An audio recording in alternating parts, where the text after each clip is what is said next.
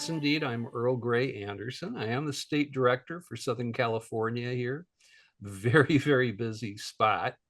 I always get kidded by people, how can you stand living in Southern California? And my answer usually is well, what, you don't like lots of UFO reports? Because we get them.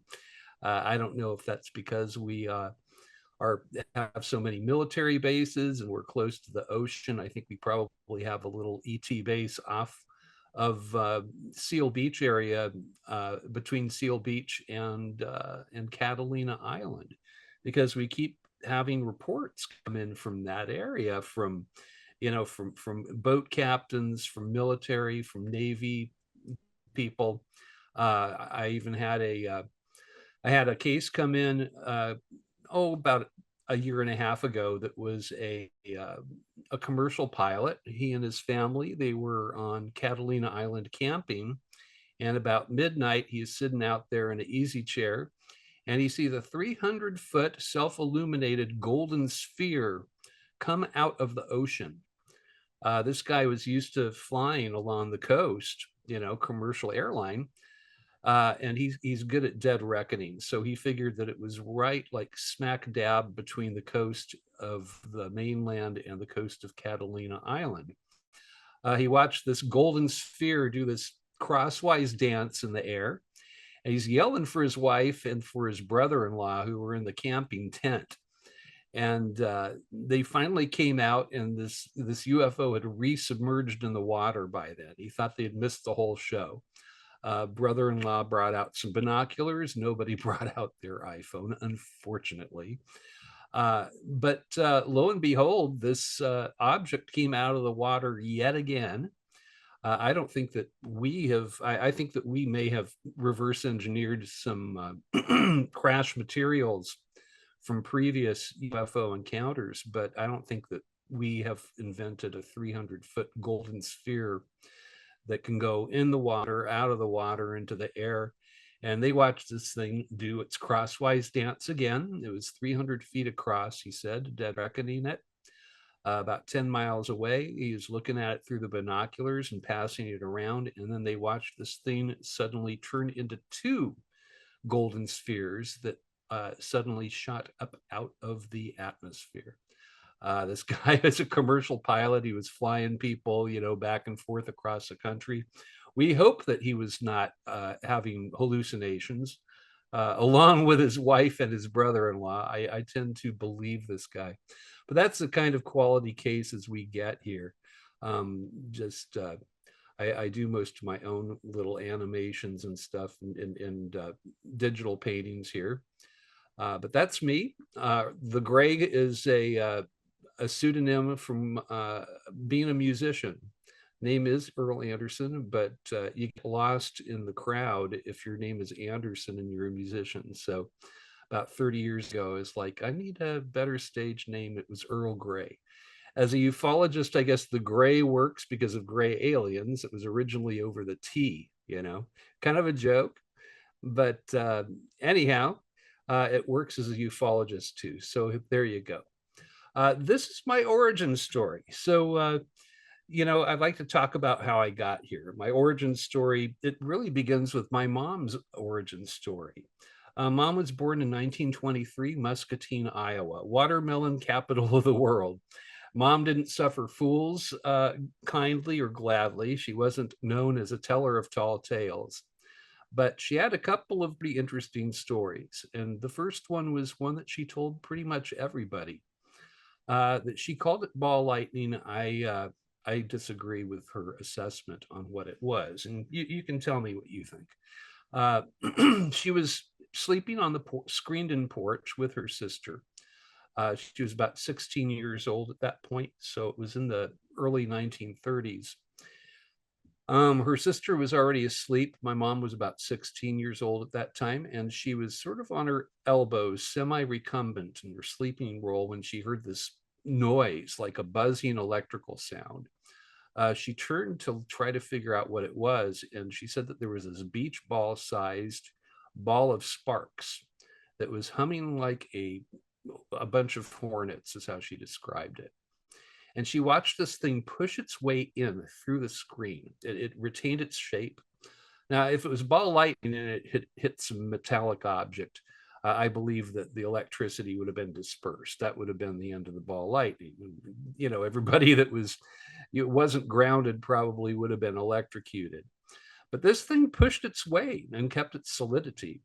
It went over to where her sister was sleeping, and it hovered over her as though it were perusing her. My mom said that she watched this thing. She was pretty jaw dropped by it, and it came back towards her, size of a beach ball, hanging there in front of her face, eye level if this thing had eyes, but it didn't. It was just this ball of sparks buzzing and humming. So it stood there in front of my mom's face, and then it went back to where the screened in porch, you know, where the screen was from the porch, pushed its way back through. And she said that she watched this thing move across their yard. Their neighbors had a kind of a working farm, so it moved over to where their neighbor's cornfield was. My mom got up. She ran after this ball lightning, is what she called it. And it stood there like it was waiting for her, like a little puppy dog who would wait for you, you know? So she got under this ball of sparks. She said that it was about 40 feet up in the air. She was staring up at it. And after a few seconds, it popped like a soap bubble, she said. And it smelled like ozone. She said that it smelled like an electric train transformer. Uh, that was the first strange story my mom used to tell. But the other strange story, now this wasn't really strange. The whole family knew this. My mom worked for the millionaire Howard Hughes back in the 1950s. She worked as one of his two personal secretaries at Hughes Aircraft. At this point, Howard Hughes was pretty much a germaphobe. He was a bit of, he didn't like people very much. He tried to keep his distance. In fact, as long as my mom worked for him, she only saw him in person one time, and that was a mistake. She left the building before they gave the all clear, and he was still at the end of the hallway to the parking garage. And was not happy about that, apparently. But we all knew about that. We knew about my mom's work for Hughes. Later on, she worked as a headhunter for aerospace companies, a corporate headhunter. So I think that her background with Hughes kind of opened that up. Also, something I didn't mention about my mom's past: when she was a young girl, they deputized her so that she could watch over the drunk tank in Muscatine, Iowa. They needed somebody for the weekends. So my mom had a background in law enforcement, which is very unusual for a young woman in Iowa back in those days. Uh-oh, did the computer fall on the ground or something? What? That was interesting. Can you guys still hear me? Is everything going all right? Yeah, we're good. We just had somebody that logged in and just needed to mute themselves. That's all. We're Oh, good. okay. All right. It looked like the computer that you guys were using fell on the ground or something. So anyhow, we knew about my mom's work, but she told another story. She said that that they sent her out with no preamble, no idea where she was going, and I'll tell you, it was about 1963 that my mom told me this story. I was 5 years old. I was going to kindergarten. And I remember every word that she spoke to me because it was very unusual. She spoke to me like I was an adult. This was the first time she'd ever spoken to me like I was not a child. She told me that, well, son, you know about my work for Howard Hughes, but what people don't know is that I had a weird job working with him. She told me that they took her with a little security team, and they took her out to the middle of the great American desert. That there was a little concrete bunker like shack was the only thing that you could see when she and this little security detail got where they were going. She didn't say if they flew her there or drove her there. She just said that it was the middle of nowhere. I sometimes kind of wonder maybe it was Area 51 because Howard Hughes actually did have the first privately owned lab at Area 51, and supposedly it was underground. But they took her to this shack. My mom said that she wondered why they took her out to see this thing. You know, do they want me to look at a tractor, tools? What the heck is this? They unlocked this thing, and she said that there was only one item inside of this bunker. That was an elevator. There was no top floor, so she knew it was going underground, but she figured a floor or two.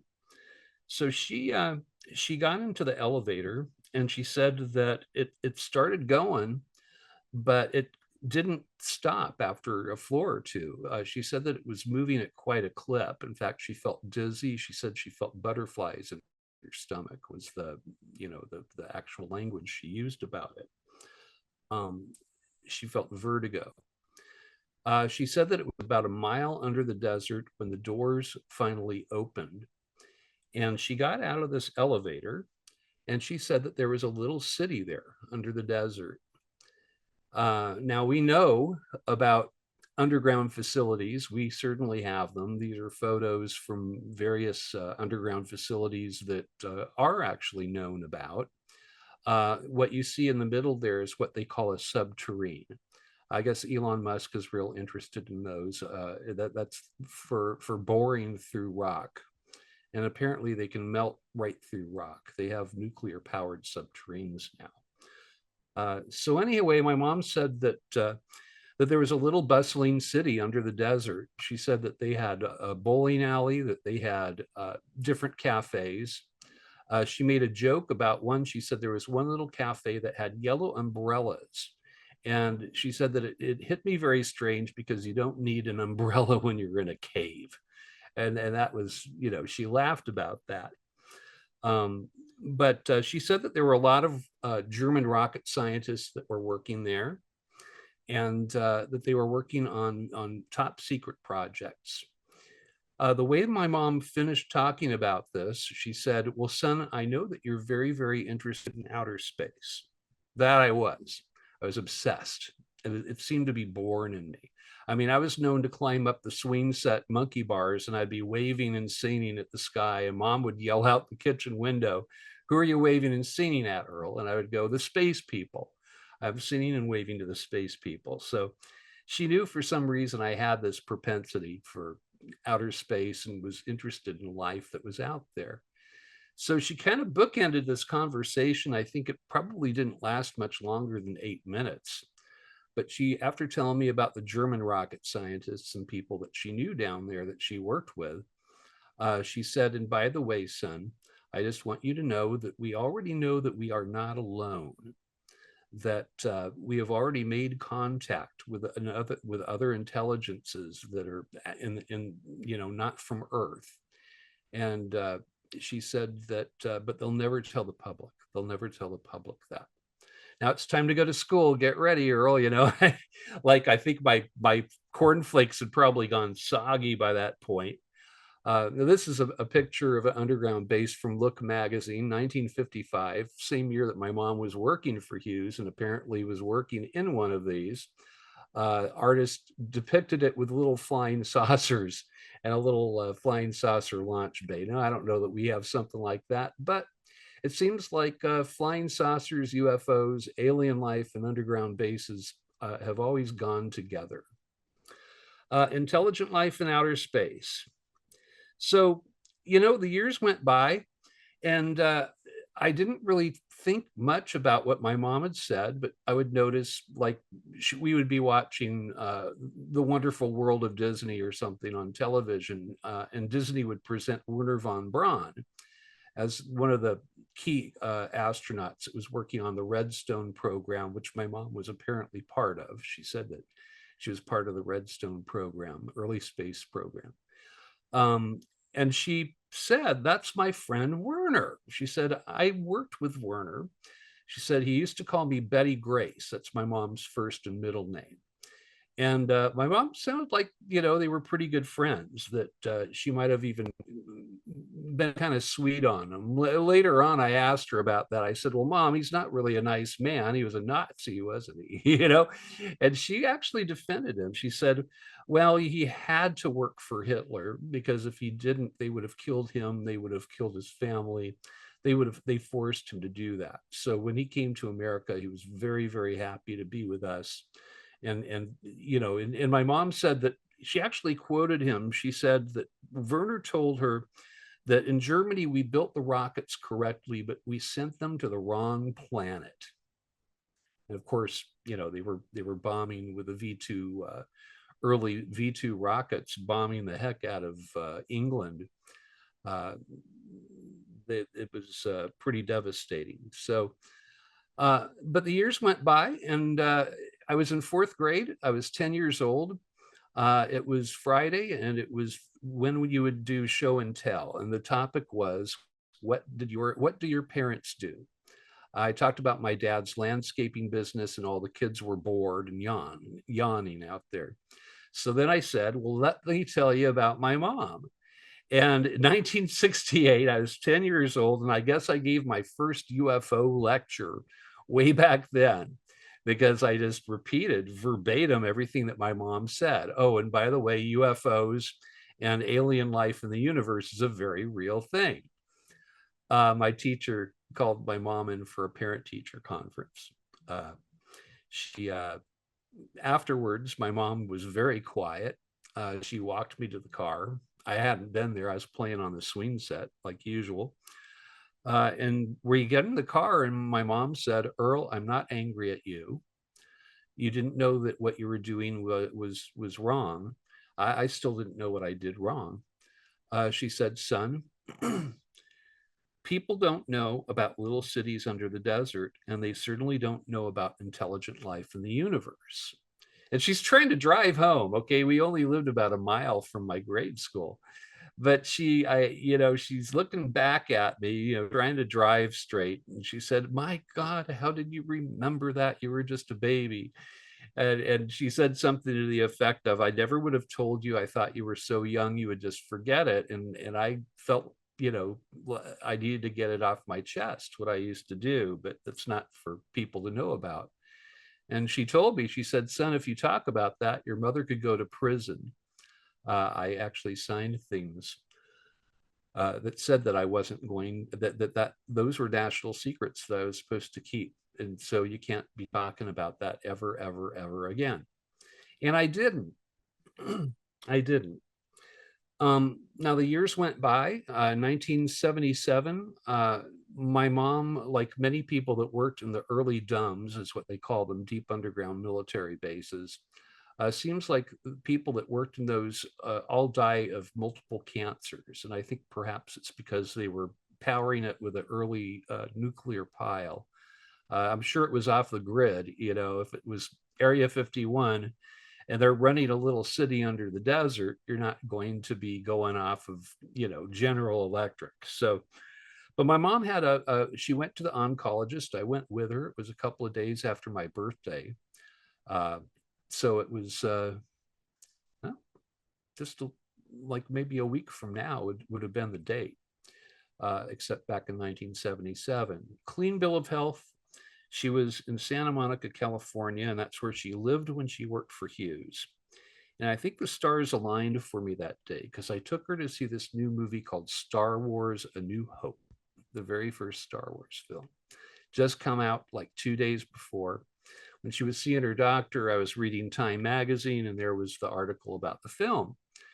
So we watched the movie, and when the curtains were still closing, my mom said, son, you have no idea how close to the truth that movie is. This is the first time she talked about this in length with me since I was 5 years old. Now I was around 19 years old, I guess, 19. And she said, all the different beings, the different spacecraft, all that. She said, it's really, truly exactly like that out there. Star Wars is not far-fetched. And she then repeated what she did when I was a little 5-year-old. She said, but they will never tell the public this.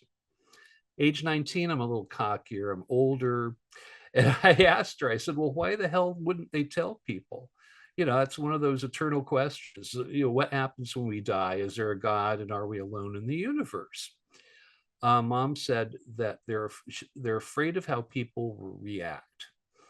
She brought up the Orson Welles radio broadcast of War of the Worlds and how people had barricaded themselves away with guns and you know, took their money out of their bank accounts. And she said that now imagine that on a world stage, you know, worldwide. And, you know, it would really cause problems out there. And it could cause problems for religions. It could cause problems for, you know, us fiscally and everything else.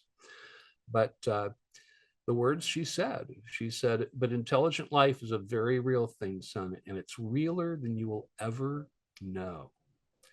And those words stuck with me and they bothered me. Now, my mom passed away back in 1999. Every now and then I could get her to talk a little bit more about UFOs, a little bit. You know, I asked her, I took her to see the movie E.T., thinking she might talk a little bit more. And all she had to say was, it's a cute movie, but I don't think they're that nice, son. Um, Now, when my mom passed away in 1999, you know, we did have like some deathbed conversations. She doubled down on having worked in an underground city for Hughes. She did tell one of my friends who was a skeptic, and I brought him in front of her so that she would, I thought maybe she would tell him, and she actually did. She, I guess, broke her security clearances again so that my friend wouldn't think that I was lying or telling tall tales. But when my mom passed away, she passed away from cancer, the sixth time she had had it. And she was 73 years old, and this time it took her life. There was no more golden ticket that I might get someday. I figured, well, but, you know, someday mom will tell me more.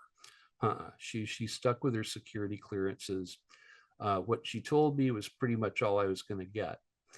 I started reading some UFO books. Oftentimes, they would contradict each other. And I decided I really need to figure out how I can investigate this thing myself. It was this giant question mark. It had been hanging over my head since I was a 5-year-old child. And that's when I found out about MUFON, the Mutual UFO Network. I'd heard that they will train you and that they will actually give you cases that are local to where you live. They would teach you scientific methods in order to do it properly. And I kind of took to it like water. I joined MUFON. I did the training. I became a field investigator. And this is me at a conference I was speaking at. There's myself with Paul Hynek, one of my very closest friends. His father was Dr. J. Allen Hynek, who was the head scientist for Project Blue Book, by the way. And that's really how I became a MUFON field investigator. It's how I began investigating cases for myself. At this point, I think I've investigated 1,011 cases. I'm on the 1,011th case right now, as I speak with you guys. So anyway, now what I found out, I was pretty much nuts and bolts, very skeptical about every story I would hear about alien contact, or, you know, I mean, they teach us in MUFON to be, you know, kind of skeptical. When you get a case in, you can't be a true believer. You have to go and figure out what this isn't, right? You have to look at weather balloons. You have to look at the Goodyear blimp. You have to look at Mylar balloons, can even look like a UFO if they're carried on an updraft. Drones, you can imagine how many drone cases. And now we have SpaceX to contend with. People will see the little satellite train in the sky, which looks like a bunch of little dots flying overhead. That's us. That's not ET, but you know, it's an IFO. You know, not a UFO. So anyhow, but I started trying this thing that I had heard about called CE5. You have these different categories of cases. You know, CE1 is a sighting, CE2 is a sighting that affects you physically, medically, affects animals around you. CE3 would be if you saw beings. CE4 would be if you were abducted or visited by beings. CE5 was this new category that isn't really an official category yet, but people use that. And it is drawing ET to yourself using meditation as a contact modality. I heard about this. I wasn't willing to pay money to do it, too cheap. There are people that charge to do this, by the way. Don't pay them. But I did meditate in my youth. So I kind of brought out the old mantra. I tried meditating. I got into a meditative state at nighttime, and I just sent the message out. I want to meet you guys. Uh, if abducting me is the price of the ticket, go ahead. And I would encourage you not to do that. Now I'm going to tell you what happened. I went upstairs one night. Now, I had never seen a UFO in my life at this point. I'd closed, maybe 50 cases, 40 to 50 cases at that point. I believe that it was a real thing because of what my mom told me, and the good cases that I'd found in my work pretty much convinced me. I mean, they're out there. But I didn't think that it really got personal. I kind of was being flip when I did that meditation and I sent that message out. And I'll tell you, I tried it multiple times over a period of 2 weeks. Didn't think anything of it. It was just something to try. Finished closing a case that was a Mylar balloon.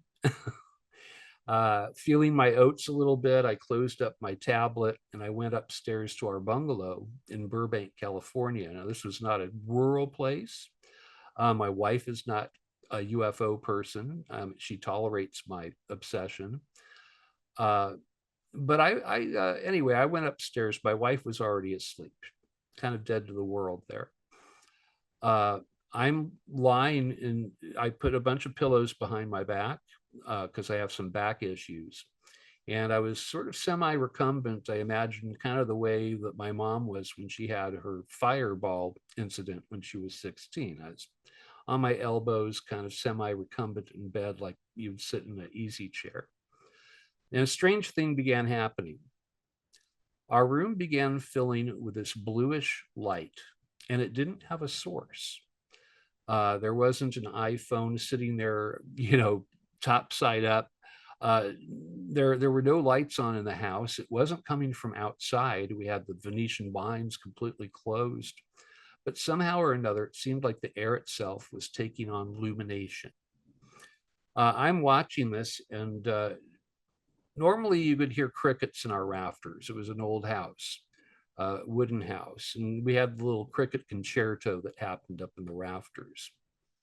No sound at all from the rafters. No external sounds from outside. It was like suddenly our house became a quiet room. Time seemed strange. And the room is filling up with this blue light, and I'm a scientifically minded person, but I'm not even questioning it. I felt very calm, overly calm, almost like somebody had given me a stress pill or something. I hadn't had a stress pill or anything like that. And I noticed this glow in front of our bed that starts spinning in this. It was spinning in a counterclockwise manner. It was a little glow, and it became a little more visible by the second. And it was spinning around like a little spiral galaxy, kind of a tannish sepia color to it. And I'm watching this spin around. I'm not really questioning it. I think that they put you into a hypnagogic state when they visit you, or they come and get you, or even sometimes in a close UFO encounter. People describe it, they call it the Oz effect, which British ufologist by the name of Jenny Randalls, she came up with the term. Because it's sort of like in The Wizard of Oz when Dorothy opens up that door and suddenly it's all the colors are coming in.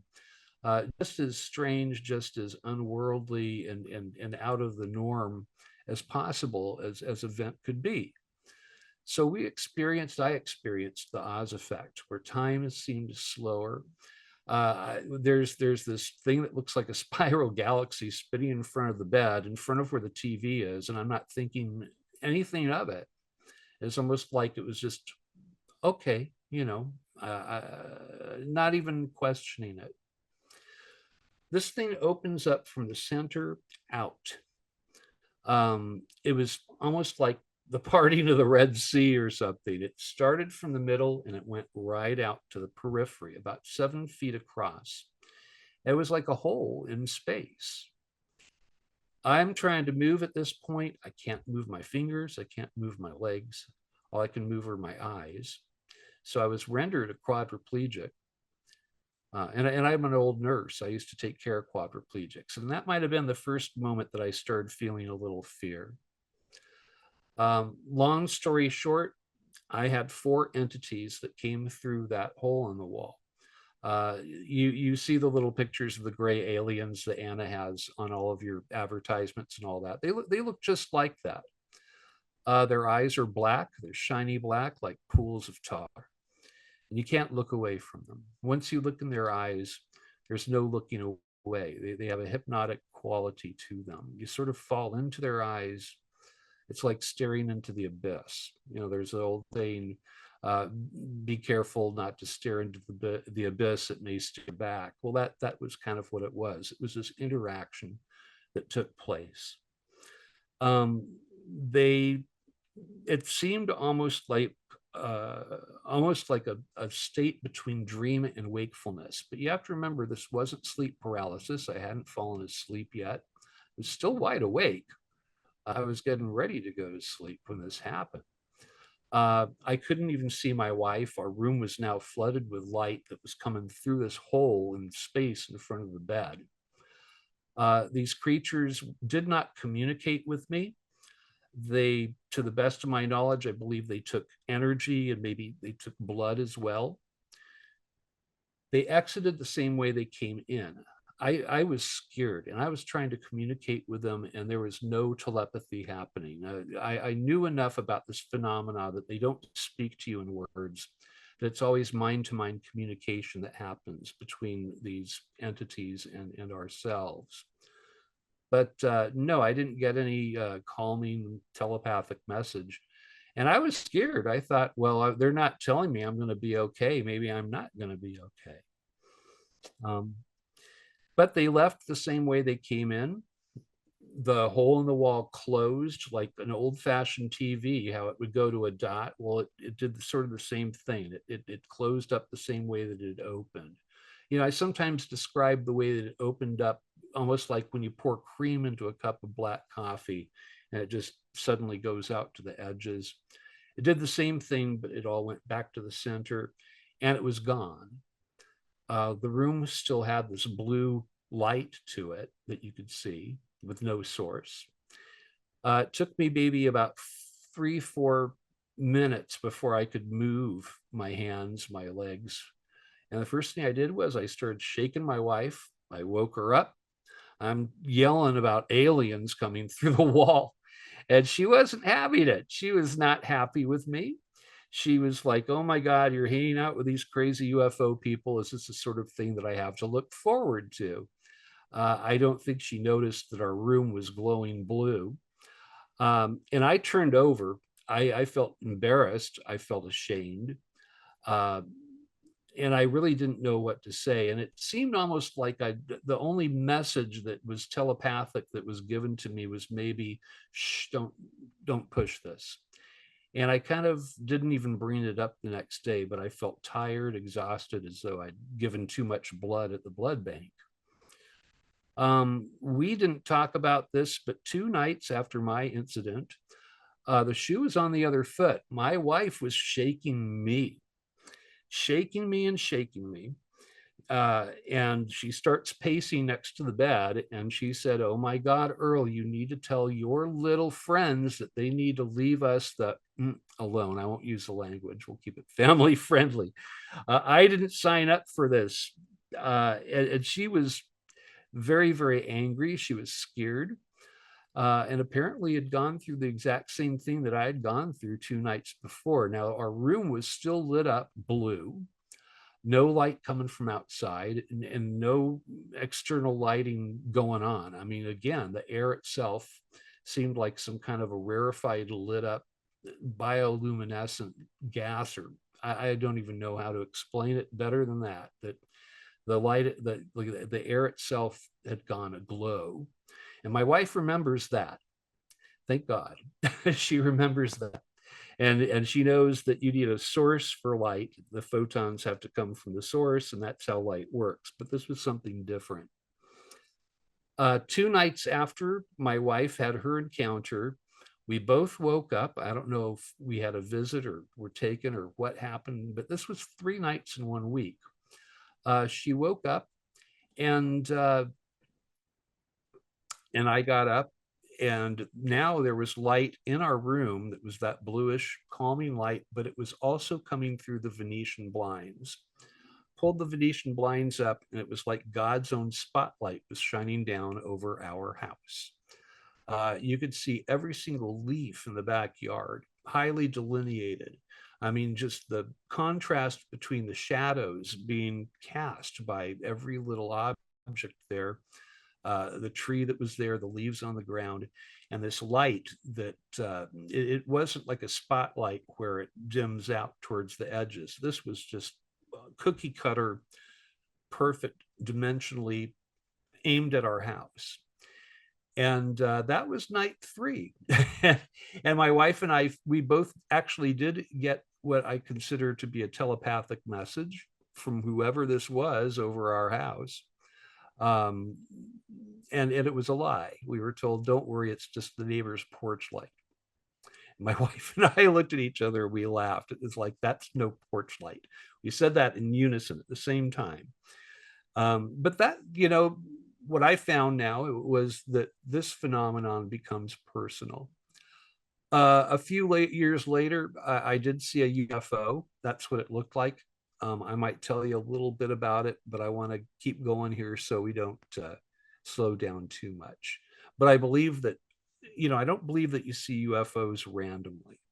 I think that people are sort of targeted. We find in our UFO cases that this thing is generational, seems to run in families. It seems to be interested in certain bloodlines. The B or the O negative or O positive, the RH bloodlines seem to be popular. My mom was a universal blood donor, so that may have been, but I think probably why I was targeted was because of my mom's work in the field.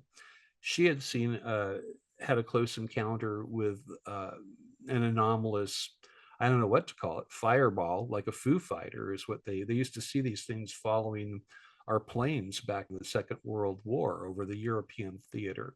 I think that may have been what that was, an intelligent drone of some kind. Or maybe, maybe it's a form of energy being. I honestly don't know. I haven't made my mind up about that. But it seems like it runs in my family. And now my son and his girlfriend, they had a close encounter with a craft, and they saw one last year, almost exactly a year ago in July. In fact, I was speaking at the MUFON Symposium, and he called me about 3 in the morning, and they're watching this thing. So anyway, what I finally, I went to tell my state director at MUFON about what happened, and he wasn't having it. I drove for about 4 hours to get up to where he lived. And he was pretty nuts and bolts about ufology. He thought that, perhaps there are visitations and abductions that happen, but it's so rare. He thought maybe Betty and Barney Hill's incident, maybe Travis Walton, the light fire from the sky case, maybe those guys. But he was, what he told me, I told him what I just told you. I was still very shaken. You get PTSD. Ontological shock is the term for it, where you have to rewrite your whole idea of reality when something like this happens to you. And he told me that I shouldn't tell anybody else what happened to me. He said people will laugh at you. You're my chief investigator at MUFON, so I want you to keep that to yourself. And I did.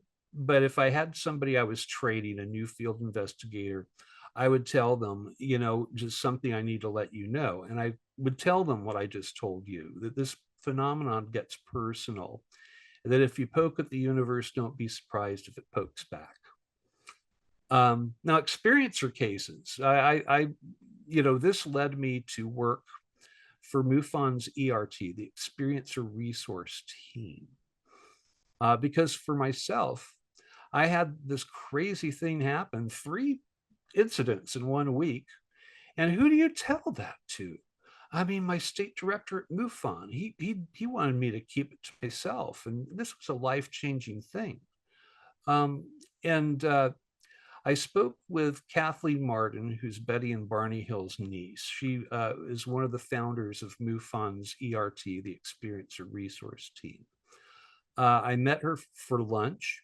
We talked, and she was absolutely believed what I was telling her. She was able to give me other examples of other cases where people had been visited, that entities had come seemingly right through the wall. And for the first time, I felt like I wasn't some oddity with a ridiculous thing that happened to me that I had to hide. And so I joined the ERT. Now I work very much so. I still do nuts and bolts UFO cases, but I guess my greatest love is speaking with other people that have had extraordinary face-to-face experiences. I feel like the hot rods are cool to look at, but I'm more interested in who's driving those UFOs. And I think that the heart of ufology is in our experiencer cases and those who have had contact. Now, experiencer cases, they run the gamut. They can be harrowing, they can be benevolent. I know one guy who was working for National Geographic that had a close encounter with a craft in actually North Dakota in the Badlands, and he met the tall blonde ETs that they call the Nordics or the tall whites. And it was this beautiful, beautiful experience. I mean, when I spoke with him, uh, and this is a very highly respected photographer, and he had never been into UFOs. He didn't think that it was such a thing, but he had an experience that was extraordinary. In the middle of nowhere, the Badlands, he was up on top of like a 200-foot pinnacle, nowhere to run, and he thought a meteor was coming towards him. He thought he was going to die, and then it stops in front of him. And he met these beings. He said that were beautiful and loving, and he never felt such love in his life. And he was actually depressed and going through depression because they left and they never came back. He wanted to leave with them.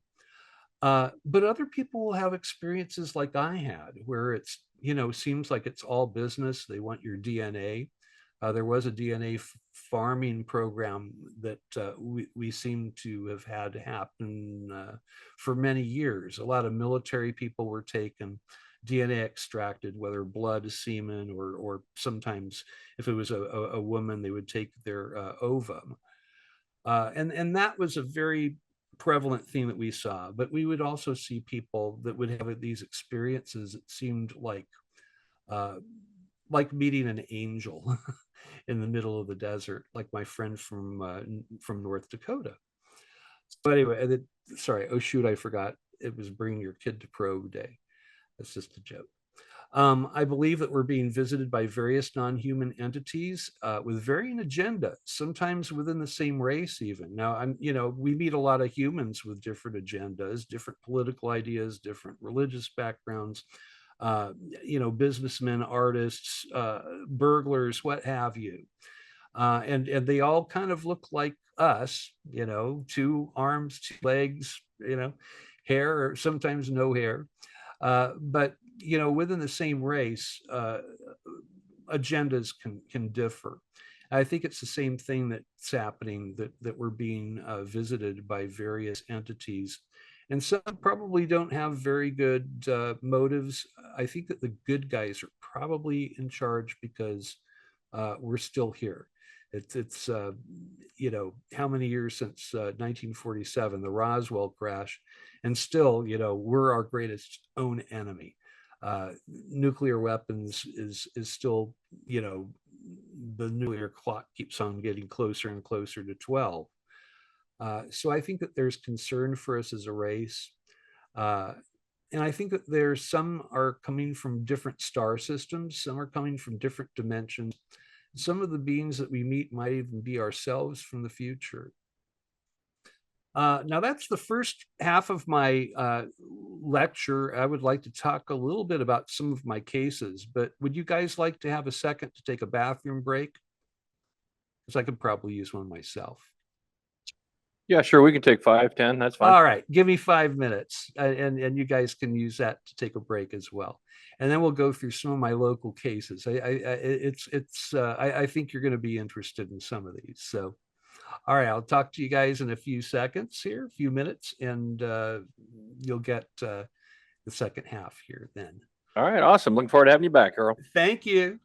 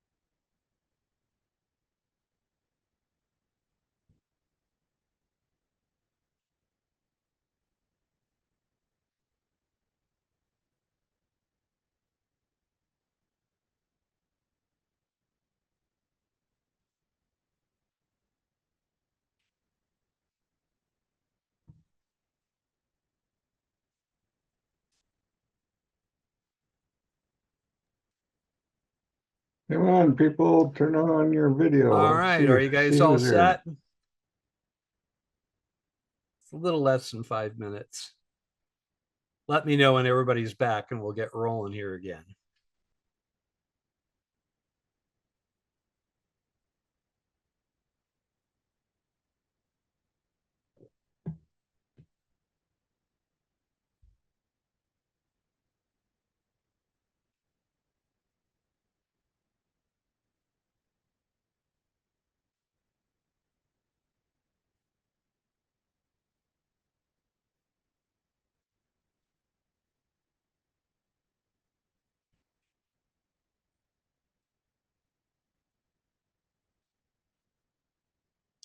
Larry, it looks like you got a cool background there with a TR3B style triangle, huh? I'm going to Yeah, talk I'm about not. those in a couple of seconds here. Great. We have a lot of sightings of those out here. What do you think? Are they ours or theirs? Well, it seems like they are theirs. You think so? I'm not sure. I think they You might be know, both. I think that we might either we acquired one and we tried reproducing it, or I have a aerospace engineer friend that he was driving his father in his new convertible, showing it off, and one of those things flew right over them. This guy is not a UFO guy. Had to Hey, rethink Anna, is the Fargo area everything he ready? saw. Yeah. But he saw a black triangle, flew right over their car, got a real good look at it because the top was down in his car. And they watched this thing shoot right off towards the ocean, over the ocean, and it seemed to disappear while they watched it, like it had some kind of cloaking mechanism. And I I guess Hey, asked my Anna. friend, that's where they're all hanging out is off of San Diego, I guess. Huh? yeah, there's a lot of sightings out there. Well, there's a Navy base too, and there is a rumor that it might have been commissioned by the Navy, and that Lockheed Skunk Works, along with Boeing, may have built those, but I don't know the veracity of that. I've had a few sightings. We'll talk about triangles pretty quick here, but that's a Hey, thing we Anna, have a is the lot. Fargo area ready? You guys set? Grand Rapids is ready to roll. I'm not sure what's going on with Anna and Fargo. Hmm. I don't. I see everybody sitting there in their seats. So, all right. Well, I'm going to Let's go start ahead. up Let's again. I'm going to go start ahead, up roll. again here. All right. Go ahead, Looks like start again here. somebody.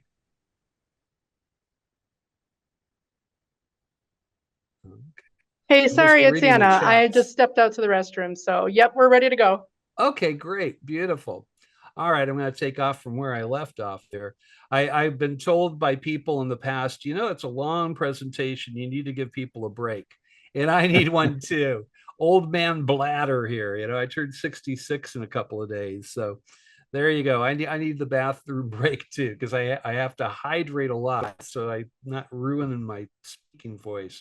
I'm going to leave here when I finish talking with you guys and give the same lecture in person to a UFO meeting that's here in Los Angeles. So I'm busy Earl today. Anyway, well, here we go. This is a case that I had. It was now we have CMS numbers. It's the computer management system at MUFON. So every case will have a number. This is number 83,384. This was an abduction, although I'm not sure if they were abducted. It seemed like they went by their own free will near Vincenti Lighthouse, Palos Verdes. I teach a class in ufology at Otis College of Art and Design. Oh, check it out. I actually did a little animation for you guys there too. That's actually my illustration of the Shag Harbor UFO incident. And I added the little animation to the water. But anyway, different UFO. So this guy, he worked in the film industry. He put in a very heartfelt UFO report to MUFON, and reading it, it sounded like he felt guilt or something. I spoke with the guy 3 different occasions. I went out to the area where he had this sighting. But he was coming home from work one night. He was driving along Pacific Coast Highway, which is kind of a hot spot. I was just telling Larry there earlier about aerospace engineer friend of mine that saw one of those black triangles, kind of the same area, but a little closer, a little further west up where I'm at. This is a little closer to Seal Beach area, which is where they saw the Tic Tac UFO that was made famous by the New York Times back in 2017. That kind of opened everything up for the public here. He was driving home from work. He saw a green glow coming from around the bend of where he was at. This green glow, he thought that perhaps they were actually filming special effects for a movie there. He was not sure what it was. But as he got closer, this is what he saw. He said that he saw it hovering over the water. It was hovering. He said that it looked like, hold on, I got notes here for it, that it was hovering 8 feet over the surface of the ocean, that the water that was under this flying saucer is what it was. The water was roiling as though the water was a boil. He was completely shocked. He pulled his car over. There was a little footpath that went down to the beach, and he witnessed what looked like a family. There was what looked like a father, a mother, and a child that was maybe 11, 10 years old that were walking down this footpath. And most people run away from a UFO, unless you're Travis Walton, I guess. You run towards one. These guys seemed to be walking towards this like nobody's business, like they were going to catch their Uber ride. Now this guy, he said that he was hiding behind his car. He watched them take this footpath all the way down to where the beach was, and he didn't stay to watch what happened. He said that he was so afraid. He was afraid that he was going to be taken. He didn't know what was going on, and he got back into his car and he drove off. He left that behind him, and he could see it behind the rocks that were there when he was driving away. And when I spoke with him, this man was reduced to tears a few times. He felt guilt. He said, I should have done something. I should have ran over there. I should have grabbed them. I don't know if they were in some kind of a trance but they were walking right up to this UFO. And I told him, well, maybe they weren't from here. Maybe that was their ride. If they seemed calm and that's where they were going. I actually did give that case an unknown. Usually you want to have more than one eyewitness to something, but this guy, I talked with him like probably a good 3 hours about an incident that lasted maybe 8 minutes.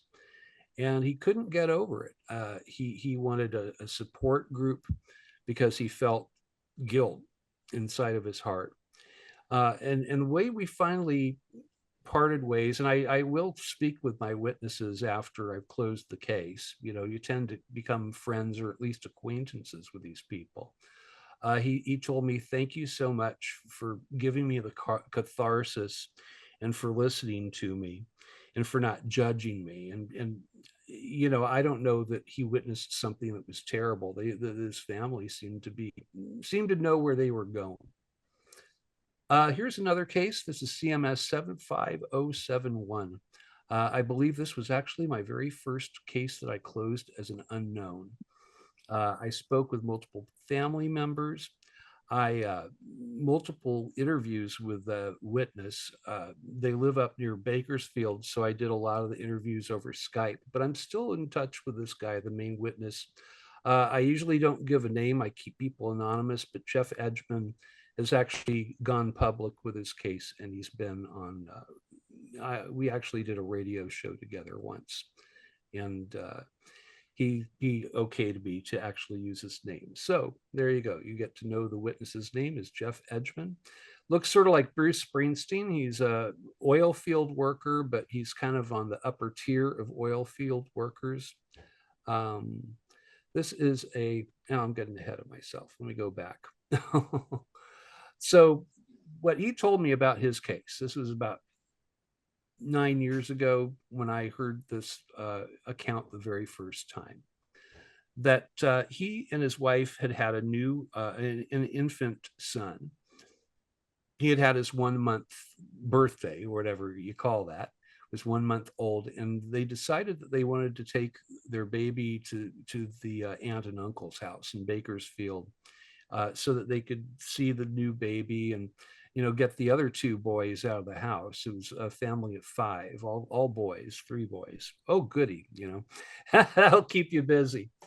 So they're driving in the desert. He'd gotten off work. It was pretty late at night, but his shift ended and they were going to go overnight, and so they could sleep over at the, you know, the aunt and uncle's house that evening. The high desert, it was near Richmond, California, which is near China Lake. A lot of military out there. The guy had to pee, and he decided he was going to pull the car over and use nature's bathroom. So he got out of the car. The boys were kind of sleeping at this point. The baby was sleeping in the back seat of the car. And he said that he looked up and the stars were so bright, and there seemed to be this new constellation that he saw that he had never noticed before. You know, he was aware of Orion and, you know, some of, you know, the Big Dipper and things like that. But this seemed like a perfect circle, and it was over their car like directly overhead. So he's standing there doing his business on the rock, using nature's bathroom. And he calls his wife out to look because it seemed like this constellation was getting brighter and brighter. So she comes out, and a very strange thing happened. The stars of this constellation start heading down towards the Earth. He's at this point, he knows it's not a constellation. He is not sure what he's looking at. He said that his wife had been standing right next to him, and suddenly she was behind him. And he said that she spoke, but she didn't speak. And I said, well, what do you mean by she didn't speak? He said it wasn't her voice. It seemed very almost robotic the way that she spoke. And she said, don't worry, they are not going to harm us. They watched as what it originally appeared to be stars fell all the way down to the desert floor. They appeared to be maybe about half a mile away from them. They were in the concentric point right in the middle. And now they were rushing towards them, almost like a ring of lights heading towards them, and they were the target. Here is, now he drew his wife with a witch hat on because she actually left him over this incident. She was sure it had to have been the devil. She wanted to blame it on demons and the devil. And he said, no, that wasn't. He said, that was a flying saucer. We were abducted. But she left him over this incident, which hurt him pretty badly. Although the sons, he's still obviously, close with them. She would not talk with me. She will not talk with anybody. But he said that he was standing there, that it looked like there was this red orb-like object, is how he described it, like the size of a dodgeball, and that it was moving in the scrub. And he said that it was moving around in the scrub at his feet, almost like you would play with a cat with a laser pointer. He said he thought it was to divert his attention. As he's staring at this red ball of light that's moving through the scrub, suddenly he said that everything became unnaturally quiet, and this perfectly silver disc that was 30 to 50 feet across, that you could see it. It was completely silent, but you could hear the wind that it was causing by it was moving at such a speed. He said that it was moving maybe 8 feet off the ground, that this thing passed right past them. And it was like being right next to a freight train, that it just, the wind and the elements, it was causing quite a ruckus around them. This is one of illustration of what one of my students supposed maybe happened. The last thing he remembers is seeing this silver saucer just zip past them. The next memory that either of them had was 8 hours later. It was the next morning. He and his wife were on, like, leaning against the bumper of the station wagon. They were standing there trance-like and came to. And she insisted that it was the devil, but he knew better. And anyway, that's Jeff right there. That's a little map that he drew of the area with Ridgecrest, China Lake. And this is the road that you take to Bakersfield, which is Highway 14. Will eventually take you to Zion, Utah, which is a beautiful spot. Another case here. Family gathering in the summer of 1993. The main witness is an artist. This is her depiction of what they saw. It was a family barbecue, very large Hispanic family. This happened out near Fresno, California. They were at a barbecue. The baby, the mother is a RN, a bachelor degree RN. Her best friend was also an RN that she worked with. It was the main witness was 10 years old, and her baby brother was there. The mother saw this very, very bright light that was hovering over the mountains that were close to where they lived. And she pointed to it, had her finger up in the air and said, "What's that?" As she pointed to the light, it was almost like it switched on a light. As soon as she said, "What's that?"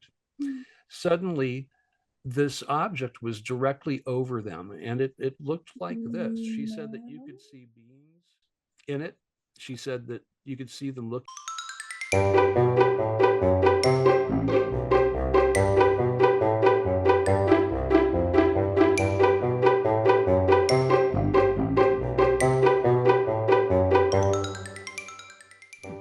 Okay, here we go. So that is her. She said the bottom of this craft looked like it almost had this organic look to it, like it had been grown or something. Very strange object. Um, she said that when this thing hovered over them, it completely covered the yard. It blotted out the sky entirely. And she ran over to her mother and the baby brother, and they all seemed to be like stopped, like time had stopped for them. She said that her mom was still pointing in the sky. That was the last thing that she'd done, and she hadn't moved, standing like a statue. Baby brother is just like everybody was statuesque. They're standing there as though time had been stopped. Like the Twilight Zone is just the strangest, but it's not the first or the last time I've heard that same story. And anyhow, the girl was able to move, and she's pulling on the mother's pant leg, and the mom is not responding. The mom's friend is not responding. Now, I spoke with the mother, I spoke with the friends, very serious women, highly educated, still, working in the nursing field. The main witness is now an adult, of course. This happened in 1993. She ran into the house and she found her little nephew there, who was 7 years old. And oh, there you go. I wrote all this stuff out, but I forgot that I had all that. So she went into the house while the other adults that had been out front, they had run outdoors. So they were all outside, and there wasn't a whole lot of commotion coming from there. The only people that were really moving were her and her little nephew. She saw him huddled, scared in a corner, and she ran over to him and she put her arms around him. The house suddenly flooded with a bluish light. It became brighter and brighter until it hurt her eyes. She found her younger cousin and huddled with him in the corner. It was her cousin, not nephew. Sorry about that. The mom's nephew. And then the next memory that she has is of waking up in her own bed the next morning, unsure of how she got there. And the rest of the family, it was the same thing. The mother and her best friend, they spoke with me. They're older women now. The girl who is 10 years old, she's, I'll do a little math. Like in her 40s, about my son's age, actually. But the next thing that anybody remembers is it's morning and they don't know what happened. The witness wants to eventually be hypnotically regressed and see if there's any missing memory there. So far, she hasn't done it. It still scares her. The mother and her best friend as well. And I've spoken with them quite a few times. Every abduction or visitation, it seems to be a nexus point from where people usually have other experiences as well. And she had other encounters. There were other situations in her house where she saw her father seem to be hovering over the bed. She was walking around, but the house was again flooded with light. Sounds familiar? I've seen that flooding of light thing. No source. Here's another case. This is Topanga Grill. This is near the Pacific Coast Highway. A lot of activity near the shore there. This is a famous old grill that's in Topanga. Again, these were a couple of guys that worked in the film industry. And the main witness actually put in, and he became a MUFON member, and he wrote the account, and it was published in the MUFON Journal a few years after I had closed the case as an unknown. The three witnesses, they got off work. It was a late evening at work. They went to see a movie, and then they wanted to go out for a late dinner and drinks. So they were going to the Topanga Grill. They were parked across the street. They're walking on across the street, which is a very busy one usually, but it was pretty late at night. And the three of them were in the middle of the road, almost halfway to the restaurant, when suddenly from the east, three football shaped, seemed like plasma, almost like what my mom saw when she was a little girl, like made out of electricity. But three of these objects in the shape of a football, one at a time, shot out from the Santa Monica Mountains area to hang directly in front of them, 30 feet off of from the highway, and maybe 30 feet away from where they were standing. And they stood there. They could move. They weren't paralyzed, but they stood there almost like they were paralyzed because they were so shocked. Now the main witness said that they stood there for maybe 30 seconds when the object that was on the far right shot off towards the ocean. And the one that was on the far left, it as well shot off towards the ocean. The one that was in the middle was hanging 30 feet above them. And he said that each one was about the size of a UPS truck. The third one hung there for maybe another 20 seconds. And then he said that it popped like a soap bubble, which sounded familiar to me. And he said it smelled like electricity. I asked him, sort of like an electric train transformer. Yes, exactly like an electric train transformer. Again, people, this was an aerospace engineer that was with his buddies. This was out in the high desert area, actually kind of between Mojave and the Big Bear area. They were out fishing. It's called Silver Lake.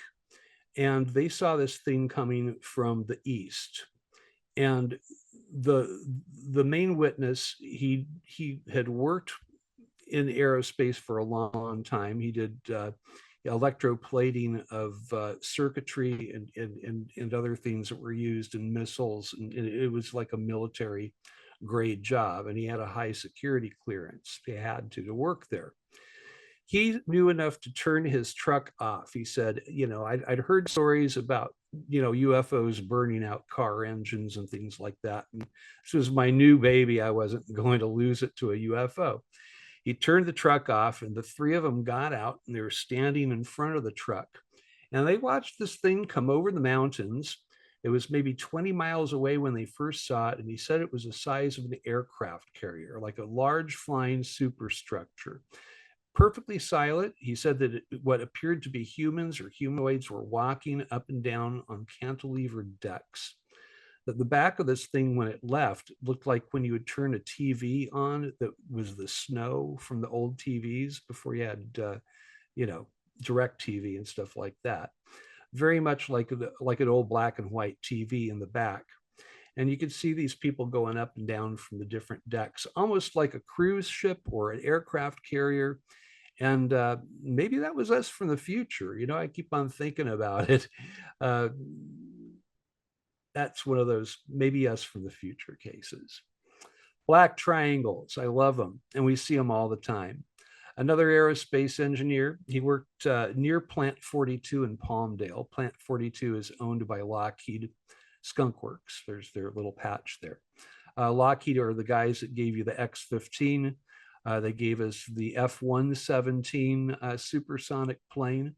Looked like Buck Rogers, the SR-72, which we used to spy on Russia with back in they built that in 1963. It looks like exactly like Buck Rogers' spaceship. And anyway, that's Lockheed. I've spoken with a few people. One guy had 90 people that worked under him, and he maybe told me a little bit too much. He said, we are sort of right about the triangles being ours. I said, sort of right. Okay, so that means, okay, my guess is, because I heard from another aerospace engineer that Boeing was also in on the contract. I said, so is Boeing doing like 5% and you guys are doing the main part of it? This guy's mouth dropped and he said, I didn't tell you that, and don't say that out there. So I think maybe we've reverse engineered some of the UFO crashes that have been reported historically. Anyhow, this guy was working at an adjacent facility to Plant 42. He wasn't working with Lockheed. He was working late. It was 3 a.m, and he's driving home, and he sees the stars being blotted out in front of him. It's very dark, high desert there. He pulled his car over, and he got out of the car, and he's looking up, and he sees this black object that's moving directly towards him. He said it was perfectly quiet. He said that when it was directly overhead, that he felt sort of a discomfort, like a vibration in his heels. And by the way, the guy that saw the superstructure that I showed you before, he said the same thing, that when that vehicle was directly over them, that you could feel like a vibration in your bones. That's what this engineer told me, who had worked near Plant 42. He was very, very serious. He did show me his worker's badge and papers that he was who he said he was. The guy had security clearances, working on military projects as well. When he finished telling me about that, I told him a little bit about my mom's old job, and he said, well, maybe your mom can get me on whatever project that was, because he saw the black triangle. He said that it had a light on each corner, one larger light in the center. He said that he watched this thing fly over him, and it flew over to where the Lockheed Boeing complex was. And he said it landed like a feather behind the fence there. Some more triangles. This is my earliest triangle case. This is a vintage triangle. Family saw it in 1975. Another family barbecue. This was in Venice, California, where I was living when my mom in 1963 gave me her little disclosure lecture. But these guys were at a barbecue. The two brothers were fighting over an old school water pistol on the back of the car trunk when they watched this thing fly over, perfectly silent. He said it wasn't black, it was more of a grayish color. This thing actually had a window on the side, and he said that it had a little light on each corner, but there was this, looked like this empty space in the middle that was extruded from the bottom of this craft. It wasn't a light, but it was like a compartmental thing. This was the witness's drawing of the craft. There's the car where he and his brother were fighting over the water pistol. I spoke with the mother. She's in her 90s now. And when I spoke with her on the phone, I spoke with the brother as well, and with the main witness, and with the mother.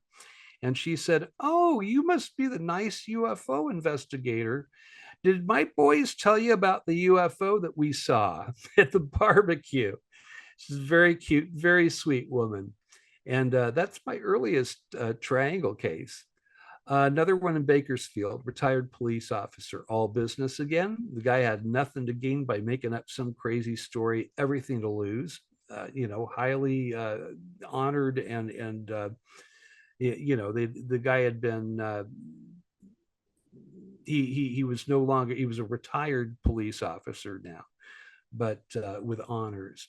So he took his dogs out to do their business, middle of the night. People see UFOs when they go out for a smoke, when they go out to vape, if they go out to pee on a rock, or if they take their dog for a walk, or take their dog out to pee. So this was the latter for him. Took his dogs out. He said the dogs weren't acting funny or anything. They're just doing their usual stuff and playing with things in the backyard. It was perfectly dark. And he saw an object that looked exactly like what you see on the screen there, hovering not 35 feet away, directly over his neighbor's house. Now, these guys happen to live on the end of the flight path of Bakersfield Airport. I don't know if that had anything to do with this hanging there over this guy's house. He said all the lights were turned out. And he said he was close enough to this that he was able to see that it looked almost like what you would see, the hydraulics that you see in an aircraft carrier, was how he described it. He said there was tubing that you could see and some recesses in the side of this triangle. He said, I don't know why it was sitting there. He said, but it seemed like something that maybe we had built, like it had come off of a factory conveyor belt somewhere. He mentioned something like, well, maybe the guy was taking a coffee break. Maybe he had to go for a pee. I don't know why it was hanging over my neighbor's house. He ran back into the house to go grab his cell phone to get a photograph. ran back outside, and of course, this thing was gone, perfectly silent, just massive tonnage hating in the air, defying all of Newton's laws. A V-shaped object that was seen by a woman who's a psychologist. Her husband is a medical doctor.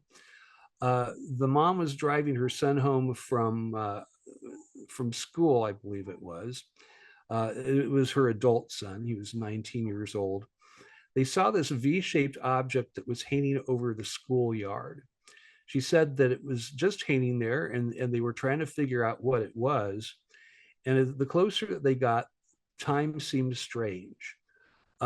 Noises became quieter.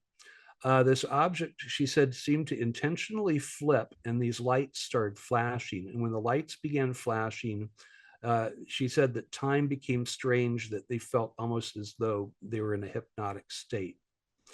They watched it flip back down where the lights were headed down towards the ground.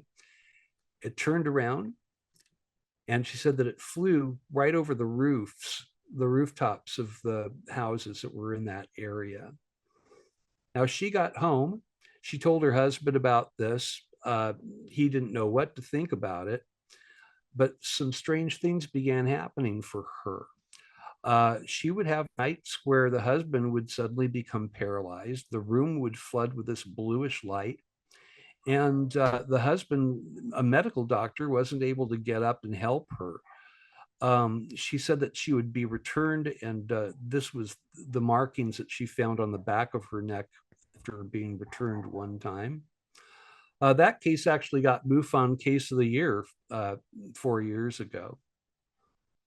Calamasa, California, 1975. I love these old vintage UFO cases because people will sit on these stories. It happened when they were kids, and they are adults now, and they will talk. And this one, you know, is the three brothers again, and the mother, who's in her late 80s.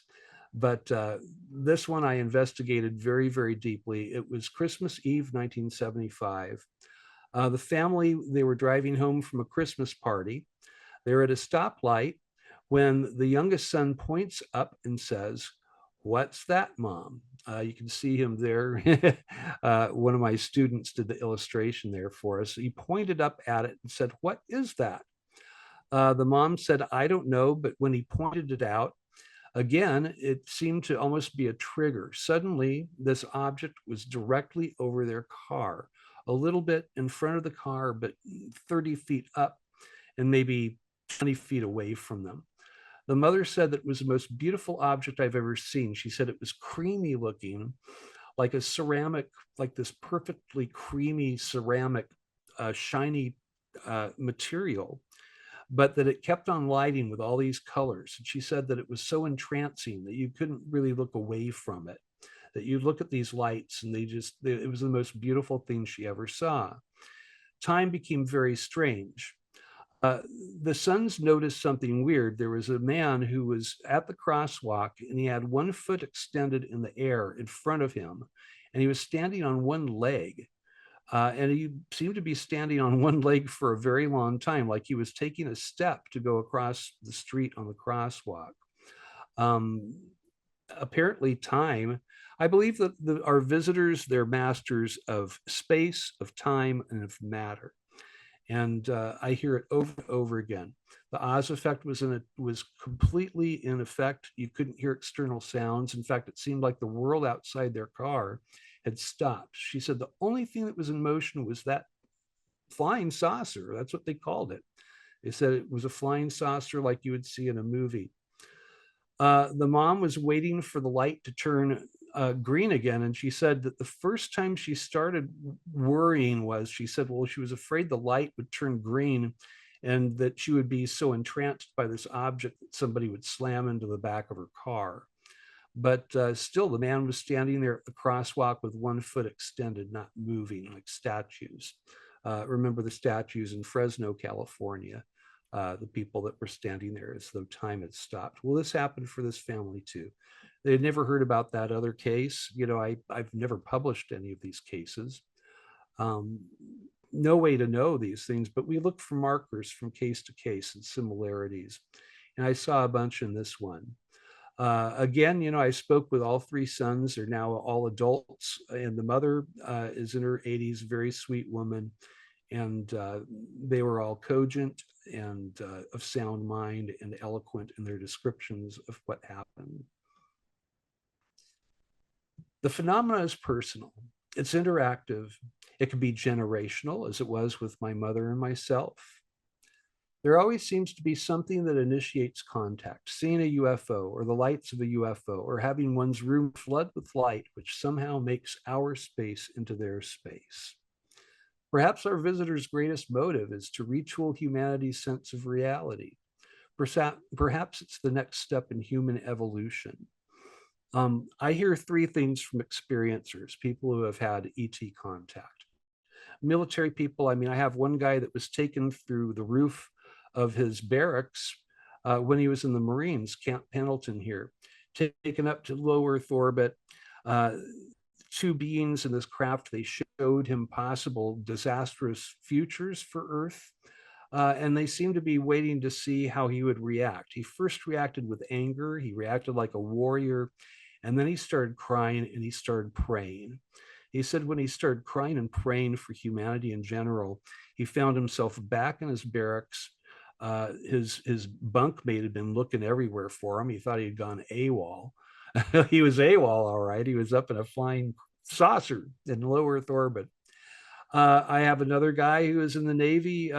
He was between Japan and the Philippines. It was his 21st birthday, and he was taken through the decks of the aircraft carrier he was stationed on.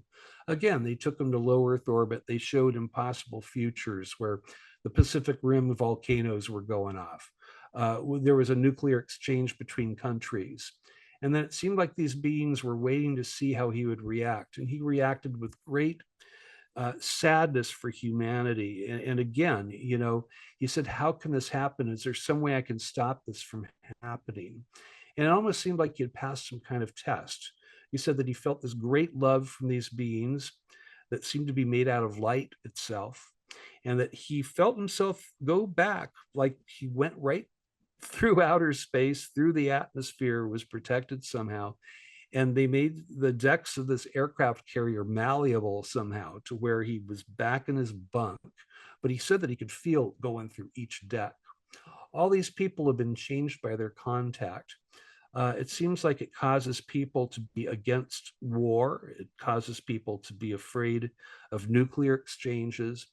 People are told to stop trashing the world, that you only have one world that's not replaceable. Mars is for you to learn from. It's not for colonization. It's to show you what Earth can become if you're not wise. And if you don't, you guys don't live on a higher level than you are now. So that's my personal feeling. I think that it's the next step in human evolution. They maybe helped us in the first place to get where we are now, and maybe this is the next part. So anyway, that's the end of my presentation. I'm happy to take a few questions from you guys. That's me playing guitar. D. Reno did that cartoon for me. There's a few of those out there, but I particularly like the one he did for me. So anyway, I'm going to stop sharing this now, and thank you very much.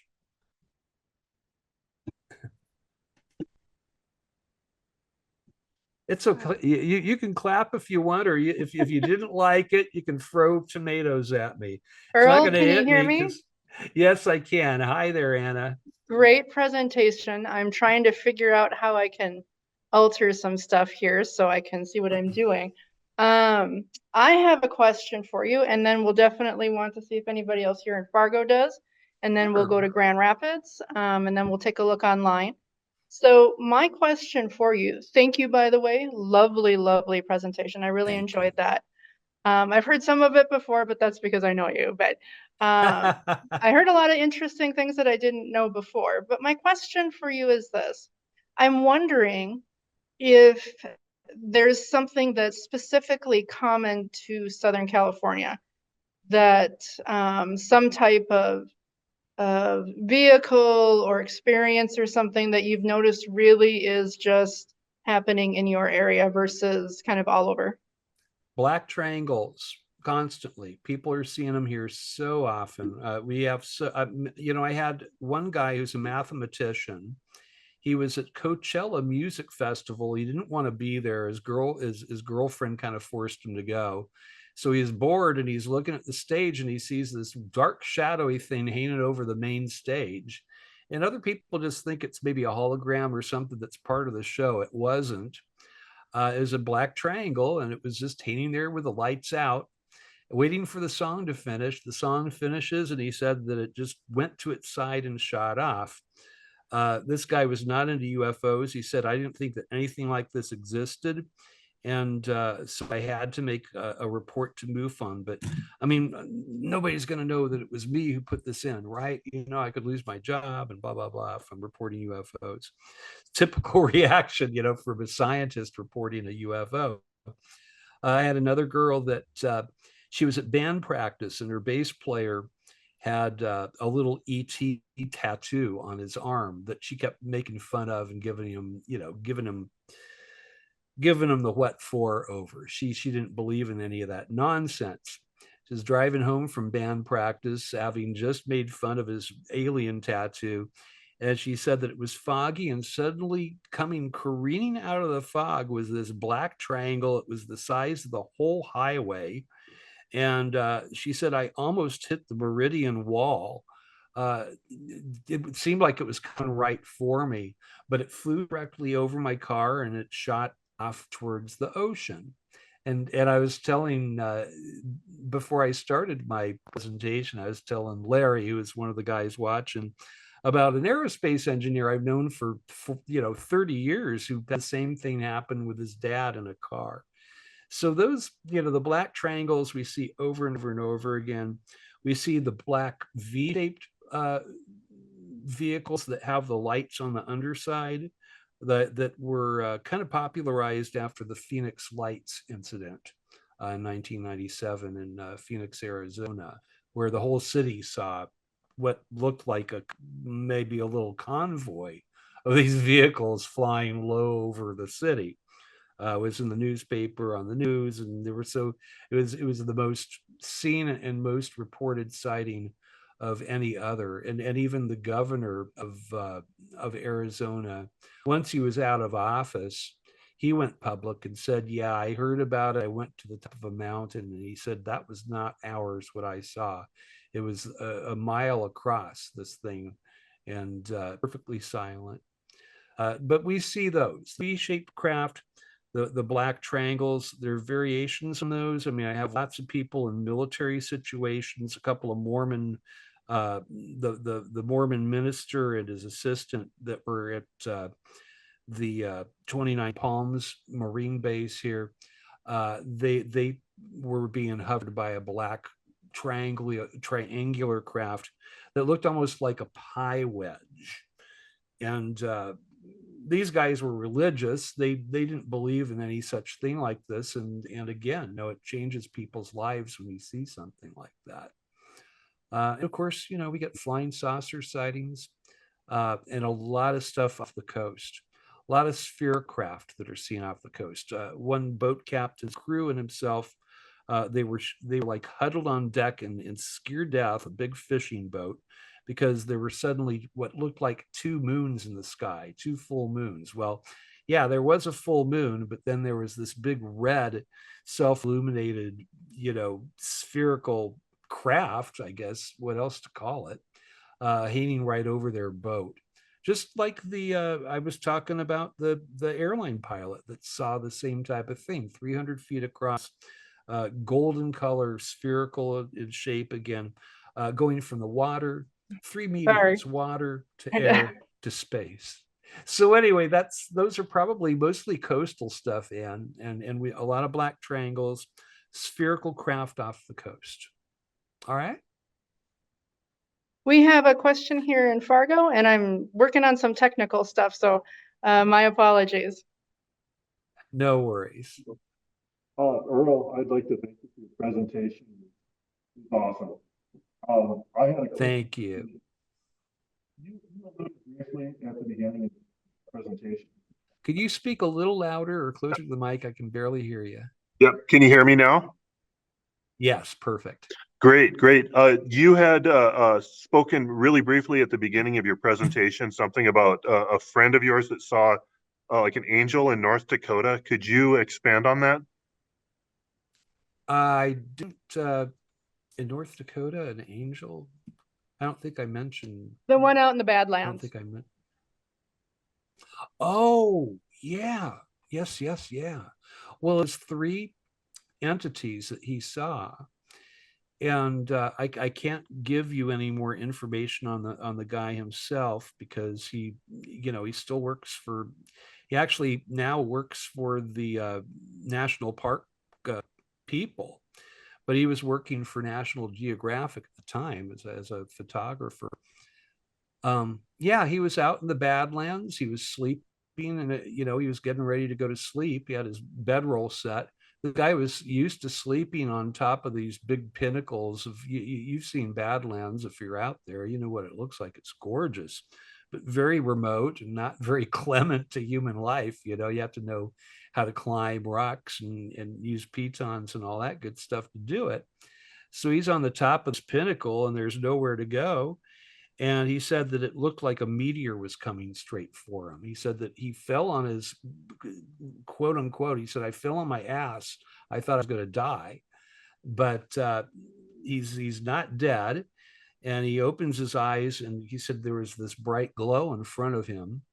And just 30 feet away from him was this golden colored craft that was hanging there that looked, and he did get a photograph of it. I'm not okay to buy him to show the photo, unfortunately. I think eventually he's probably going to let me do that, but I haven't gotten his okay on that yet. But it looked almost like this yellow golden, like a crown of some sort. Very strange. Not a flying saucer shape. It was different, like a round shape, like a hockey puck shape, but a glow. It was maybe 35 feet across, and it had appendages on the top that were all lit up. And he said, just like in Star Trek, these three beings just manifested next to him. There's nowhere for him to go, and not much area for them to move either. He said that they spoke to him mind to mind, that the one that seemed to be in charge was a female, and she introduced him to what looked like her son, is what he thought, or it was a younger being. Very beautiful, like the most beautiful humans you ever saw. Blonde hair, very tall, not a blemish on their skin, wearing sort of like blue jumpsuit type uniforms. And she told the younger being, she said, this has been my charge. I've been watching over him all of his life, and I wanted you to meet him. And she like introduced them. I mean, I think there was a handshake even between the two of them. And he's just standing there agog, but he said that he felt so much love coming from them. He said that it was like you could just feel it radiating from them and care towards him. They said their farewells and they were gone. There was apparently a police car that watched this whole thing, and he wound up having to talk to a guy in a suit that came. They took his camera equipment, they confiscated it. He wound up in jail without a charge overnight. They finally had to let him out. I'm still in touch with this guy. He got a psychologist to speak with, not because he was horrified that he met aliens, but because he wanted them to come back. He never felt such love before in his life, and now they were gone. And she actually got a hold of me through Peter Robbins, and I spoke with him. It was not an ERT case. He didn't want there to be any record with MUFON or anybody else. This guy was questioned by a government agent and pretty much told not to tell his story out there. So I have to be careful with his identity and everything else about him because I worry for him. But, you know, I speak with him every week still. Very, very wonderful guy. Excellent photographer, fantastic.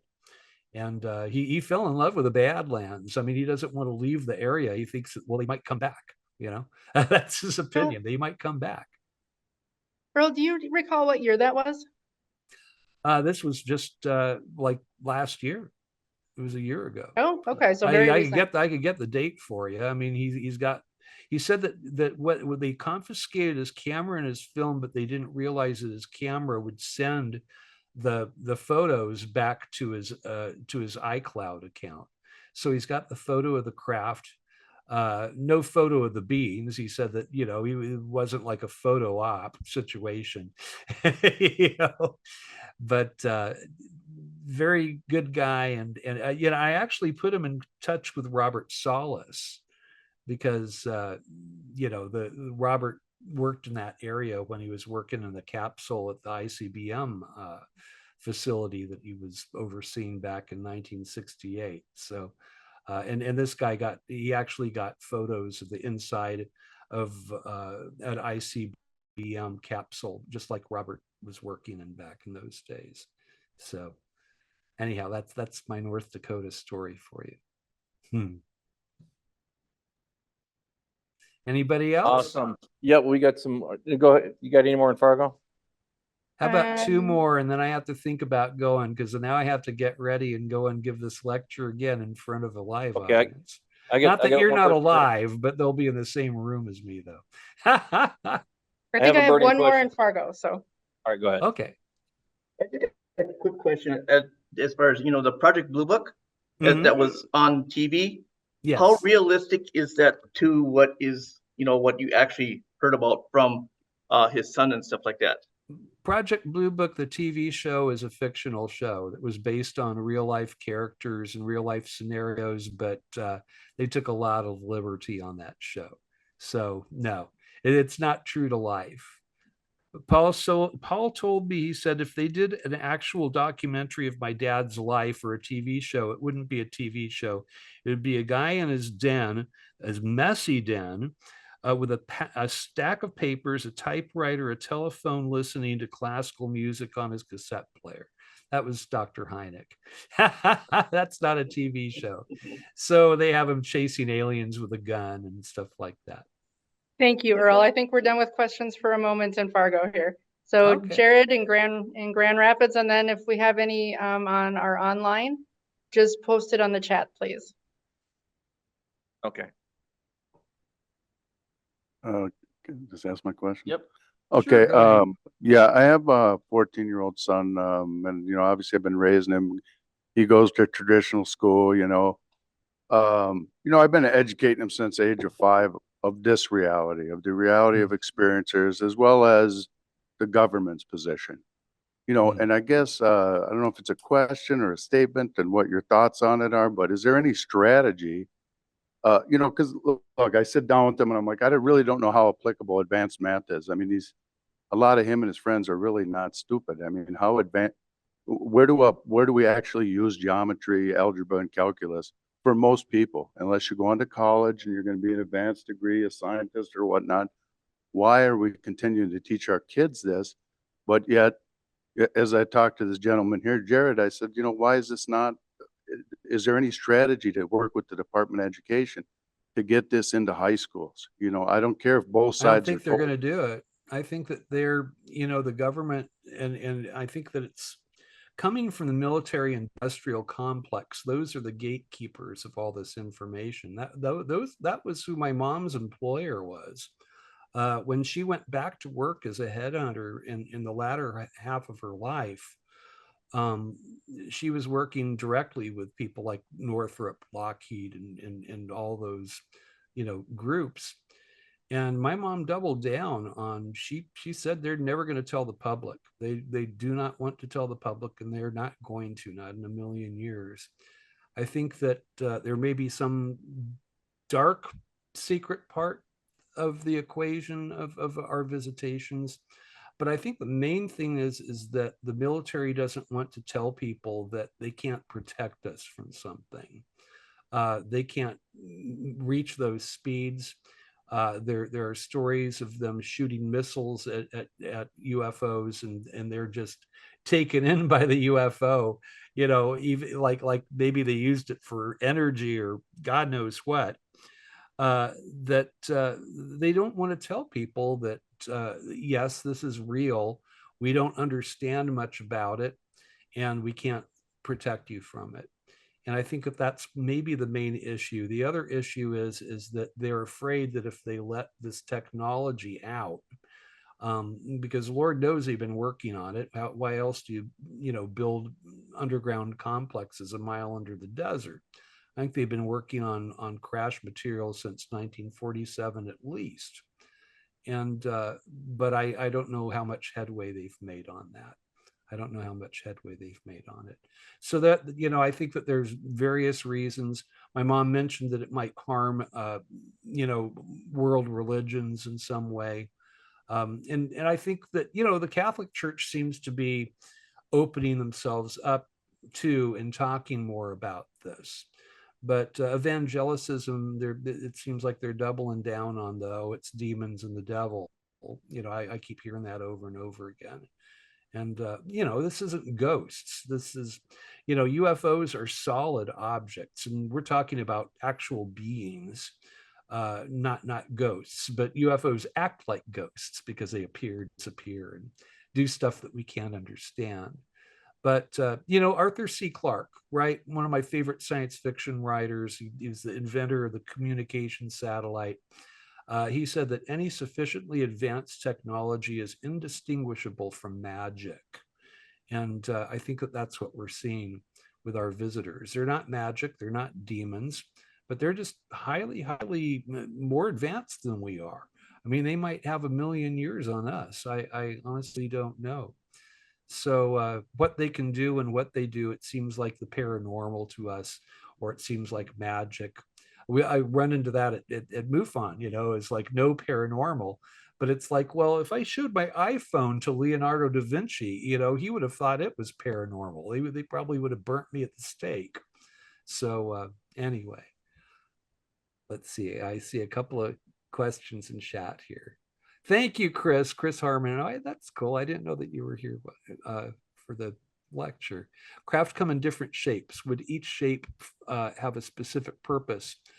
Wow, I don't know. I've got one video that a friend of mine in the UK got. He was kind of a skeptic at first, not anymore, because he saw one with his own eyes and he actually got it on video. And you see this thing, it seems to shapeshift from like a flat disc shape to an inverted bowl with a cupola on top. You see a shadow come up behind it, and then it goes into the shadow and it's gone, along with a shadow.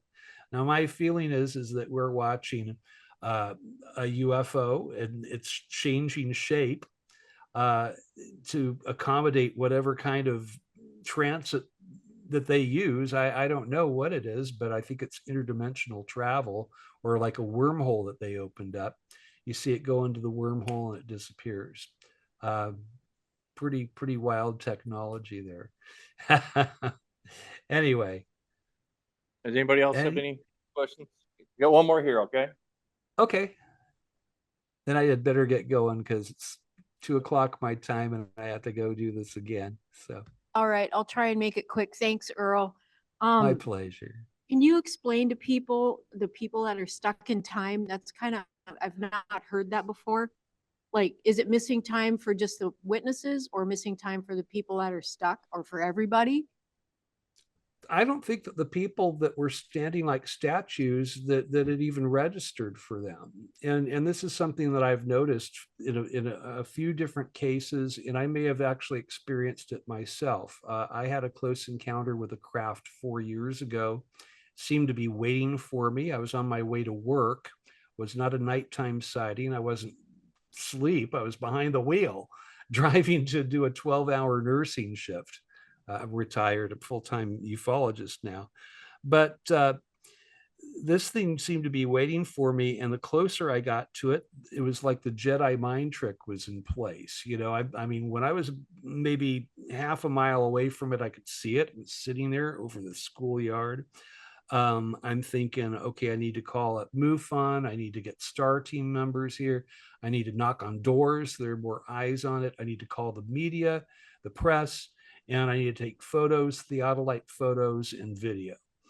And then I'm getting closer and closer to this thing, and time gets weird. I'm driving my car to work. And again, the Oz effect, I can't hear any sounds outside of my car. Magically, there were no other cars on the road, and it's 6:30 on a busy Tuesday morning normally, but somehow or another, they set this whole thing up. And when I was like 35 feet away from it, it was like somebody else was in control here. I was irritated that I was seeing the one thing I wanted to always see all my life, a UFO. I'm going to be late to work. Most important thing in the world was to go to work. I put my foot on the gas. I didn't take a photo. I didn't take a video. I didn't call MUFON. I didn't do anything, didn't knock on a door. I drove right past the thing, but right past the miracle. And I looked one more time over my shoulder, and this thing, it seemed like there was this lost moment in time, like a second. And the next thing I know, it's 10 times as large as it was originally, and it seems like it's a mile away in the distance. Now, I've spoken with a couple of physicists about this, and one was telling me, well, this is like the lensing effect that you would see if something had gone through a wormhole. It would seem 10 times the original size. It would seem like it was a mile away. You were actually watching that moving through a wormhole into time, and that's what happened. And in that moment, I wonder if maybe they took me. How would I know? I mean, they could have stopped time for me. They could have done whatever, check up, tune up, time for Earl, and I'm back in my car. I mean, I really don't know. I mean, the whole thing baffled me. I was so embarrassed with how I reacted to it. I never even made a MUFON report. I was ready to fire myself. I didn't do anything that a field investigator is supposed to do. But that's what happens. You get close up enough to one where you'd get a good photo. You're probably inside of that UFO at that point. So Awesome. Thank you, Earl. Thank you, you guys, and thank you so much for staying. I know it's a long 2-hour presentation. You guys rock. Love you guys, and thank you so much, Anna, for having me here. And think positive thoughts for me tonight, that this goes well. That second time I give the lecture today. It'll go great. It's you. Me talking. Thank you, you guys. And Thank you, Earl. You can find me. A good way to find out what's going on in my life is if you go to socalmufon.com. SOCAL MUFON, MUFON.com. That's our local website. And you can always get a hold of me. Just go Earl Grey Anderson at gmail.com. If you see something or something I told you reminds you of something that's happened in your own life, I'd love to hear about it. So. And Earl has a book coming out in the next year, if he ever gets time to finish it. And so as soon as we have information on that book, we will definitely share it with you all and on our website. Thank you again, Earl. That is going to be my focus when I get back from the symposium. I'm turning off all social media. I'm not taking any speaking engagements, and I'm going to finish that darn book. It's 2/3 written. I just have to put it together and put in the personal anecdotes that you just heard. So I have to write that stuff out, but all the cases are written out and ready to go. So it'll be called the Gray Files. So look forward to reading it. Thank you. We'll see you at the symposium. You guys have a beautiful night. Bye now. Bye.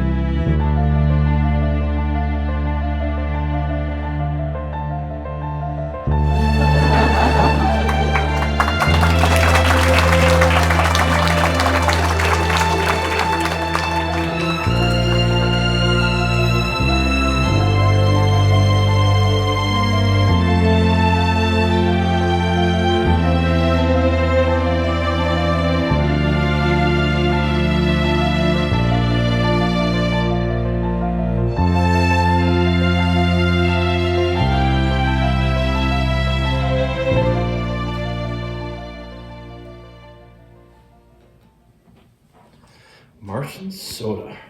Taste Mars, huh? Well, at least I'm not tasting ranch.